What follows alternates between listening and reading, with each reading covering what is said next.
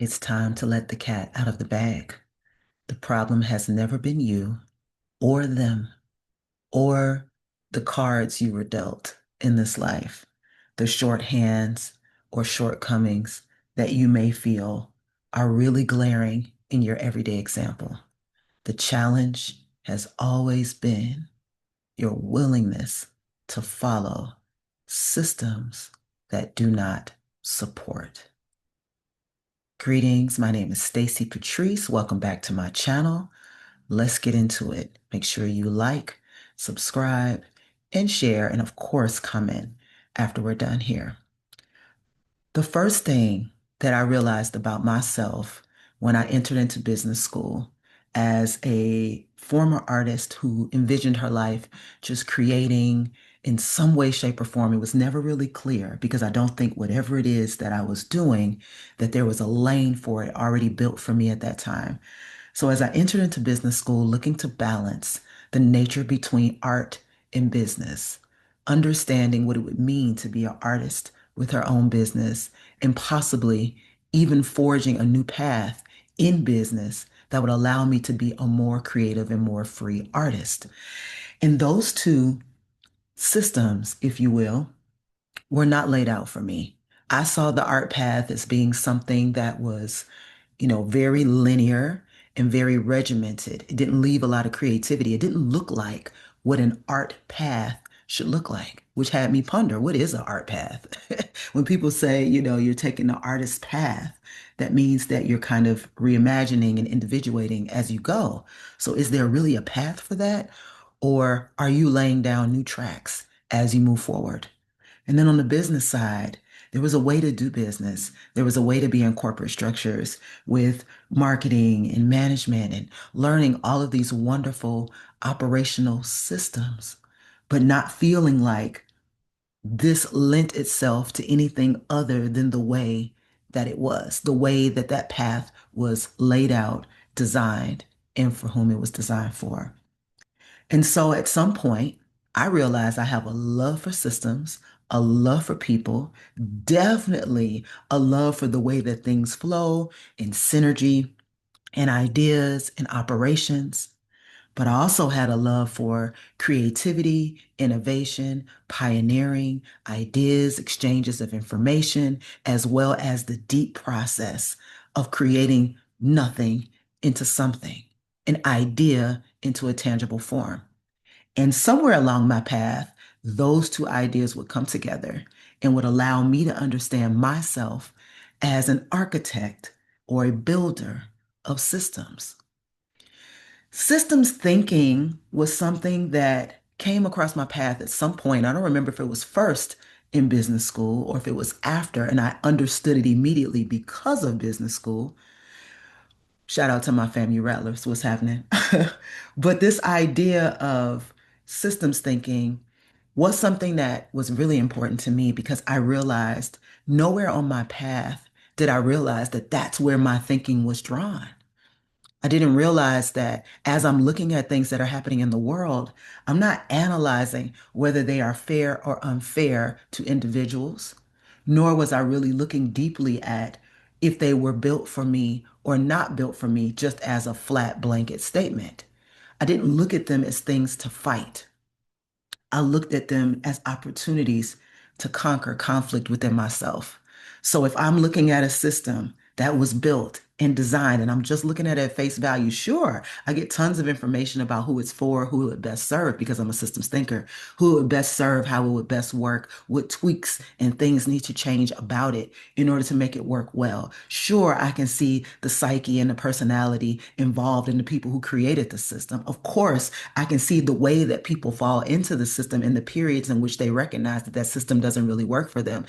Certainly, I understood myself as somebody who could see and witness all of this about herself and about others. However, the key point that I'm making is all systems are not designed for all people. They are designed for whoever the architect had in mind at the time of creating the system. And more than likely, what that architect felt was the path or the route for that person to travel along. So the system is the setup. It's the setup to whatever path that person should travel. So I flip this back to you. As you consider your identity, as you think about who you are, of course, who you came here to be on the soul level, and then you look at the systems that are present, how many of them actually serve not only the person you are, but the person you know yourself as becoming? Meaning, as you take each milestone and trajectory point in your life, does the system still apply? I'm not asking you whether there are compliance legalities around systems. I'm asking you on a fundamental level, do the systems still apply? Do you still find the coverage in the systems that was promised?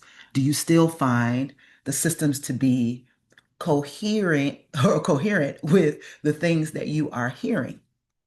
Are you allowing yourself to look at something as possibly flawed, but not yourself? A lot of times people look at themselves as flawed when they don't fit into a system. They look at themselves as flawed when something that has been created by someone else that is supposed to cover everybody doesn't fit their size. They find flaw in themselves across the board. This is a lot of human behavior trying to adapt, adjust, and belong. So at some point, if there is a system that is created and I'm supposed to follow it, or if it was laid out and it was there for me, then I have to fix the system because the system is broken. And that's couldn't be further from the truth. The system is not broken, as we have learned. The system is designed exactly to move the way that it is. What is broken is the mirror. And the mirror is reminding you over and over again that's not who you are. That's not your image. That's not your reality. So you keep trying to move into the system and you keep trying to fix something that's broken. When really, if you look at what's happening and who is before you, who you are peering into the eyes of, you will start to understand that there is a void. Something new needs to be created. Attacking a system for not operating the way you need it to leaks power. You are constantly trying to make it work, convince people that it needs to work in a particular way. And I think overall, this is what a lot of us are not only encountering, but a lot of people are avoiding. They want the system that is there, that is promised to work. And the contortions they go through, harmful to themselves to make it work. And there comes a time where the only answer left is to not dive and invest deeper into said systems. So where does that leave us? How do we get past this point? Let's not just talk about the philosophy of a system because it is very real. And let's not just go into details about how it doesn't work because we are all aware of this. But how do we now start to create systems of support? Well, you probably already know where I'm headed. Gotta look at your sidereal astrology chart. Yes. This is one of the places where your systems are on prime display. This is one of the places where the patterns and the cycles of your life can be viewed, experienced, and understood. When we begin to overstand what is happening in our lives, then we start to say, oh, so what's beneath that that I'm not looking at? That's what I need to get into. Now I can understand what I immediately visionary future looking at overstood. So it's about getting that foundation. That's the under. It's about getting that foundation. So think about your life right now. Name 5 systems, and I know you can off the top of your head that do not work for you, that do not work for you. Most of you are going to name things about the way you work, the way you take care of yourself, the way you utilize your money, or the way your money works or does not work. Also, a lot of you are going to look at the way that communities or family structures work or living structures work. You'll look at the very prime things that impact you every day. And why would you think that those prime things that impact you every day would not at some point try and squeeze you into conformity, try and make you be more of what those systems were created for? How could you not think that? How could you not think that? There's already an implied hierarchy in any of those systems that you named. And we are seeing and have been seeing for the last several years in plain color what the people at the top of those systems are willing to do to keep them in place. And so I just want you to think about your own life. I want you to look at your own personal light and see where the dimmer starts to come on as you encounter these different systems. The biggest part of utilizing your chart to look at your systems is not just the cycles that are inevitable, but it's that astrology itself is a system. And it's one that doesn't require your belief.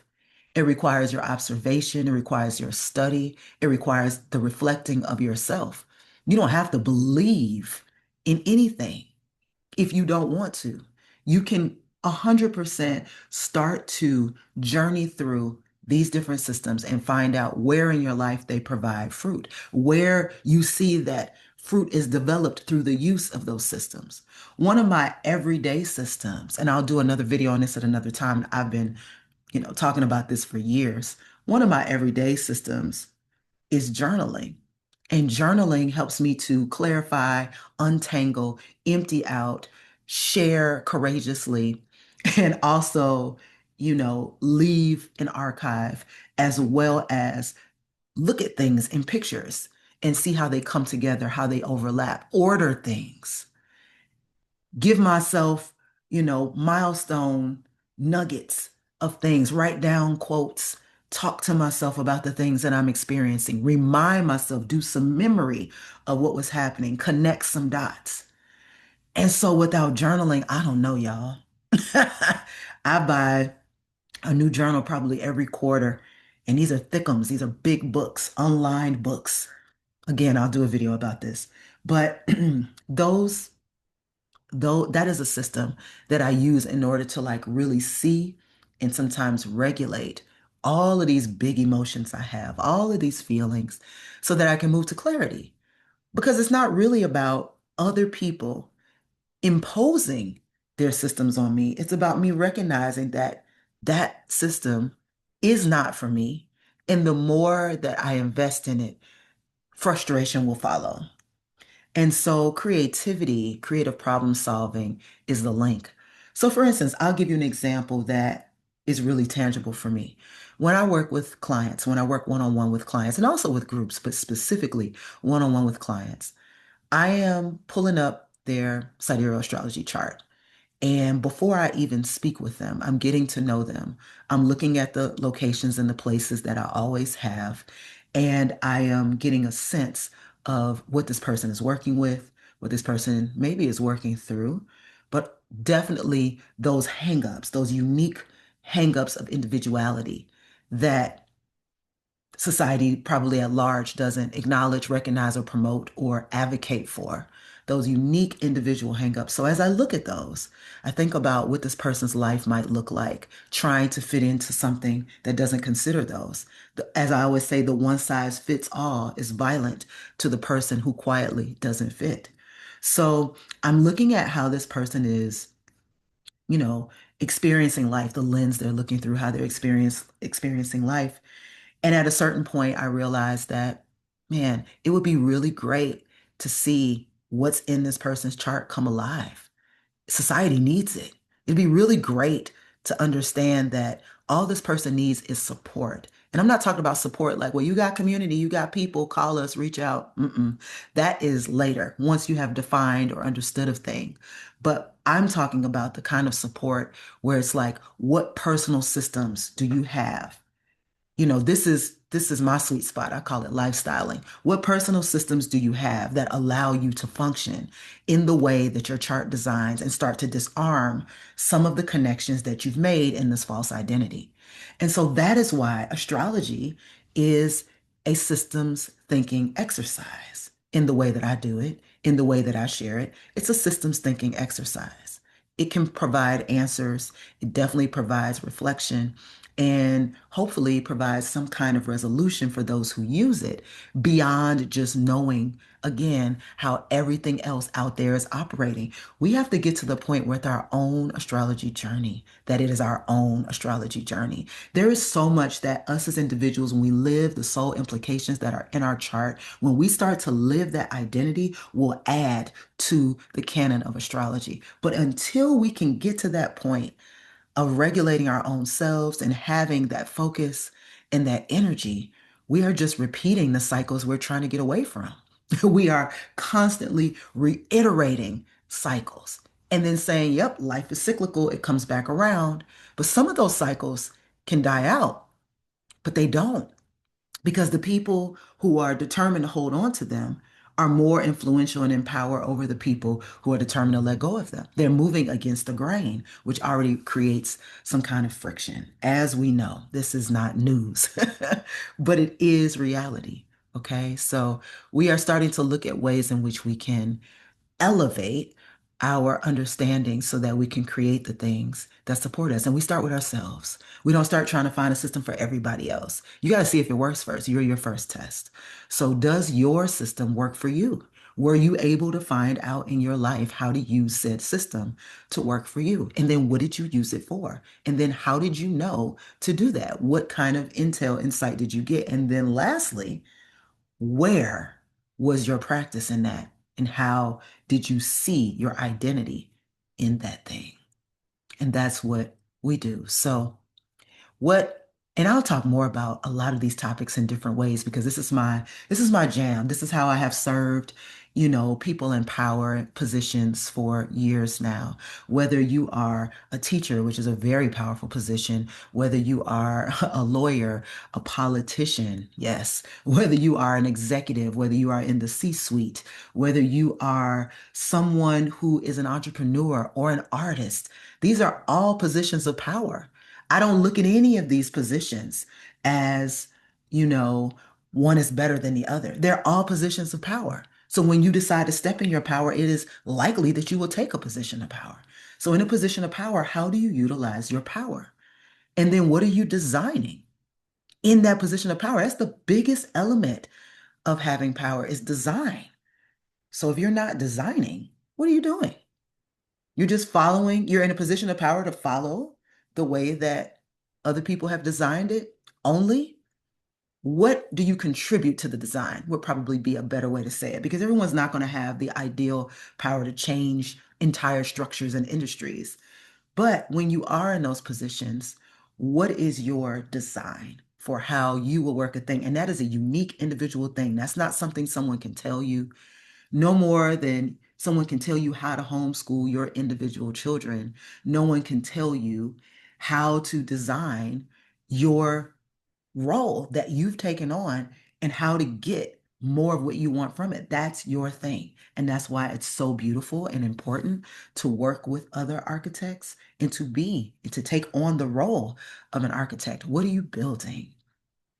And then how will that serve other people? And who will it serve when it's built? Right. So systems thinking.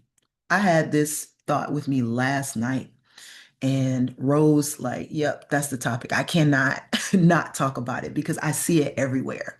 Systems thinking is primarily the ways in which we learn how to be, how to operate, our behaviors, our navigational. If you're here watching this video now, I know that you are somebody who is investigative. Oh, you can investigate, okay? You can investigate. You know how to research and look up some stuff. I know who I attract. You know how to investigate and look up some stuff. Now, it might not be what everyone else is talking about. It might be something that people consider to be eccentric or off the beaten path or those kind of, late night rabbit holes you go through, but you know how to investigate. You also are somebody who thinks deeply. You don't think on the surface and you don't think linear. You may have been trained to think linear, but you are trying to break out of that at every turn. You're looking for answers to break out of that at all times. You don't want to just be like this. You find that there are peaks and valleys in your experience, and you're like, whoa, this is a turbulent ride. How do I feel more secure in this turbulence, right? You're probably someone who's also really emotionally in tune. You're probably also pretty sensitive. You can feel the changes and the shifts and things almost instantly because, again, you're a pattern watcher. Some people will try and, downplay people who watch patterns and say, "Oh, everyone who watches patterns are wounded and they have trauma and that's why they watch patterns." Well, sure. Living is a type of trauma. Well, sure. So patterns are necessary and natural to watch because of the simple fact that how you are living is what you're responsible for. You're responsible for your own energy, and your life is brilliant and magnetic and wonderful. And without looking at it, it becomes so much more challenging to be someone that is in tune.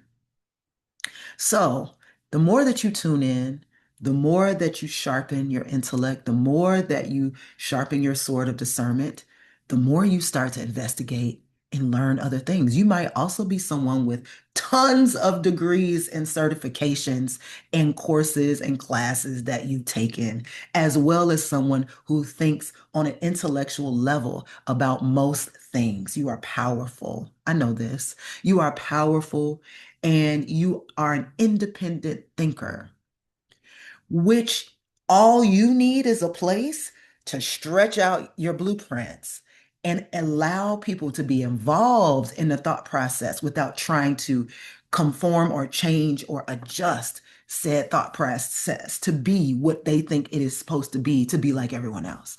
You need, you have a kind of maverick energy. It doesn't mean you're living it at this time necessarily, but you know it's there and you know what you're capable of.